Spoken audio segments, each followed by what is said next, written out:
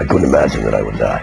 I felt I had to be here in terms of raising my 4 little boys. I have 2 grown children. I really look forward to grandchildren.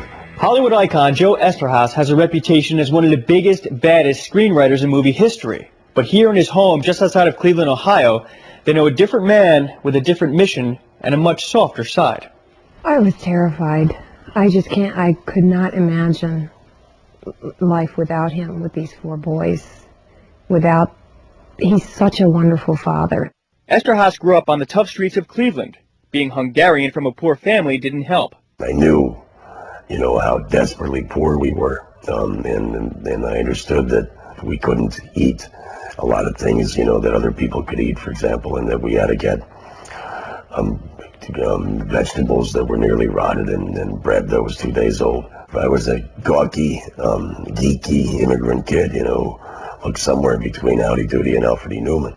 He fought his way out, sometimes literally, and landed on the West Coast with a job as a feature writer for Rolling Stone magazine. But it wasn't long before he would be lured by the siren's call to Hollywood, where he became an anomaly, the screenwriter as star. I think the dangerous part of the glamour has to do with seduction, and it means being seduced into false values. Just because you've had a hit movie does not make you a better human being.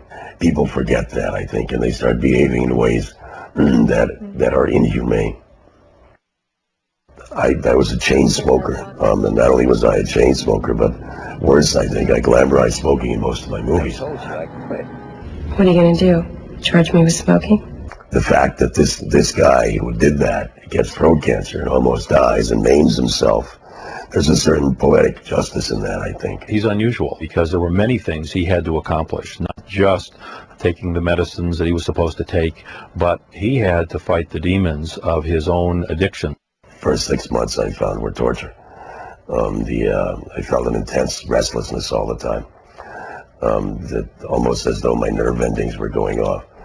And it was a combination of the booze and the cigarettes. I was so addicted to both. 4 packs of cigarettes a day, half a bottle of gin and 3 bottles of wine a day. Then one habit beginning at 14, the other at age 12. They were both absolutely of my essence. What changed your life more? Was it the throat cancer? Was it meeting Naomi? Certainly Naomi had a huge effect on me. I mean, when I toasted her at our wedding, I said, my toast exactly was that I'd been a loner all of my life. And for the first time, I don't feel that anymore. I adore Joe, and he adores me. I think in relationships, sometimes, someone told me once, one person always loves more than the other. And I think we love each other equally, unconditionally. Nothing can pull that apart. Did you ever feel insecure and say, God, Joe's not drinking anymore, he's not smoking anymore, maybe he's going to see my faults? Will he still like me? Of course I did, because that was so much a part of who he was. The years rolled slowly past, I found myself alone.